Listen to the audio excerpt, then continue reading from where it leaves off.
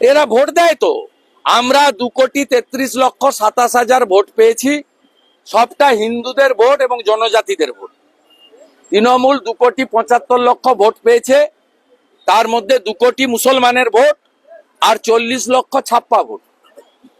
Diamond হারবারে কোনো লোককে, হিন্দু লোককে ভোট দিতে দেওয়া হয়নি। কেশপুরে কোনো হিন্দু ভোট দিতে পারেনি। পিংলার একটা মন্ডলে কোনো হিন্দু ভোট দিতে পারেনি। জেঠথানে একটা বুথে 727 তৃণমূল, 2 সিপিএম আর বিজেপি 0। এই মডেল। এখানে জঙ্গিদের সরকার চলছে। জঙ্গিদের সরকারের মুখ হচ্ছে সিদ্দিকুল্লাহ আর ফিরহাদ হাকিম, আর মুখোশ হচ্ছে মমতা ব্যানার্জি। আজকে ফিরহাদ হাকিম বলছে যে যেখানে বিএসএফ ঠিক মতন গার্ড দিচ্ছে না বা কেন্দ্রীয় স্বরাষ্ট্র মন্ত্রক, ওরা আগে জমি দিক, তারপরে বিএসএফ এর উপরে আঙ্গুল তুলবে।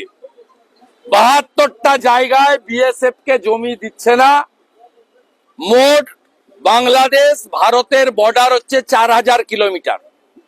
তার মধ্যে মেঘালয়, ত্রিপুরা, আসাম বাদ দিলে পশ্চিমবঙ্গে হচ্ছে 2200 কিলোমিটার। 2200 কিলোমিটারের মধ্যে মমতা ব্যানার্জি এবং এর আগে সিপিএম জমি দিয়েছে,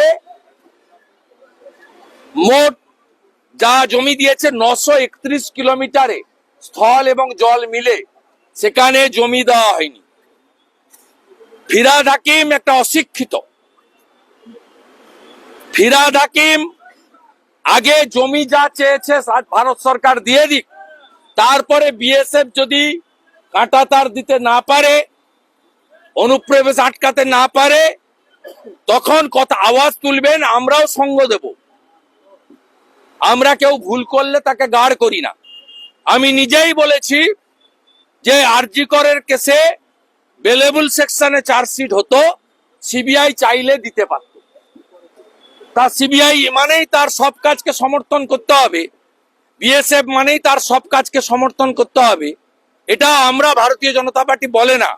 আমরা পশ্চিমবাংলার জনপ্রতিনিধিরা বলি না। আমরা কালোটা কালো বলি, সাদাটা সাদা বলি। আগে জমি দিন বিএসএফ কে, তারপরে লেকচার মারবে।